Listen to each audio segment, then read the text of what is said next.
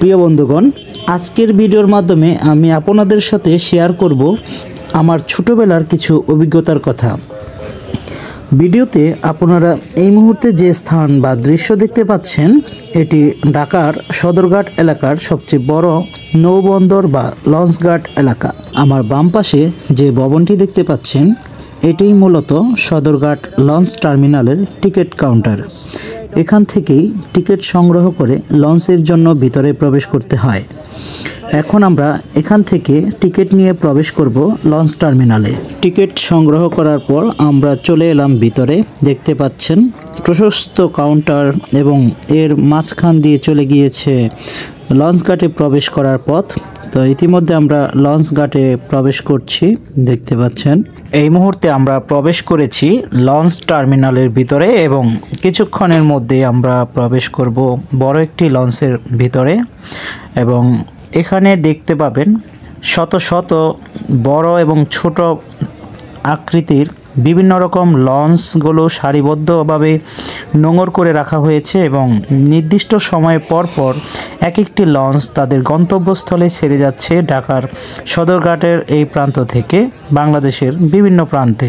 এই সদরঘাট লঞ্চ টার্মিনালে আপনারা দেখতে পাবেন নানা প্রকার ফল থেকে শুরু করে বিভিন্ন ধরনের অস্থায়ী ভ্রাম্যমাণ দোকান এবং খাবারের পসরা সাজিয়ে বসে আছে অনেক বিক্রেতারা এবং বিভিন্ন লঞ্চের হেল্পার বা প্রতিনিধিরা যাত্রীদের দৃষ্টি আকর্ষণ করে ডেকে তুলে নিয়ে যাচ্ছে তাদের লঞ্চে।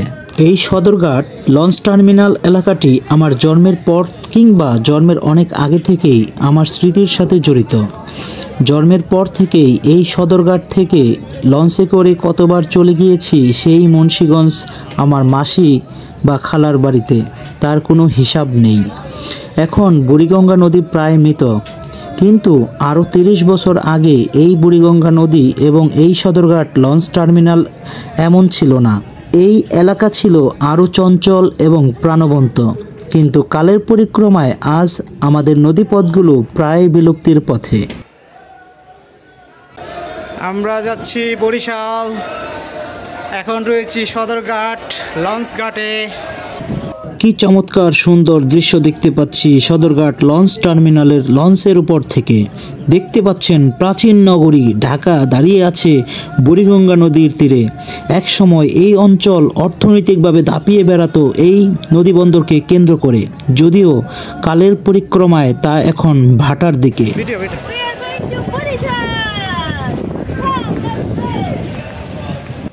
তবে এখনও কিছু ঐতিহাসিক স্থান এবং স্থাপত্য ঢাকার সেই পুরাতন ঐতিহ্য এবং ইতিহাস বহন করে চলেছে।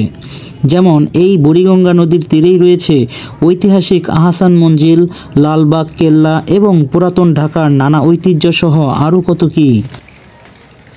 এই মুহূর্তে আমরা রয়েছি সদরঘাট লঞ্চ ঘাটে, আর এখানে দেখতে পাচ্ছেন প্রচুর পরিমাণে লঞ্চ নোঙর করে রাখা হয়েছে এবং আমরা যাচ্ছি আজকে লঞ্চে করে অনেক দূর।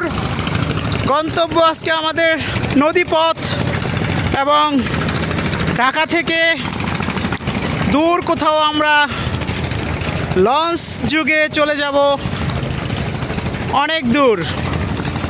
আমার সাথে রয়েছে সমর্পণের মা শম্পা।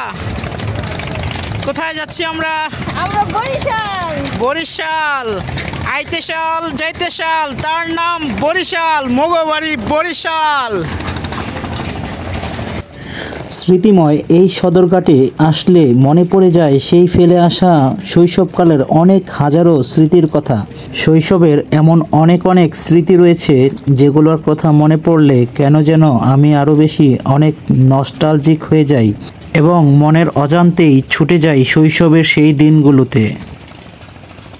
এই মুহূর্তে আমরা রয়েছি ঢাকা সদরঘাট লঞ্চ ঘাটে। এখন আমরা আমাদের উদ্দেশ্য ঢাকা থেকে অনেক দূর, বহু দূর।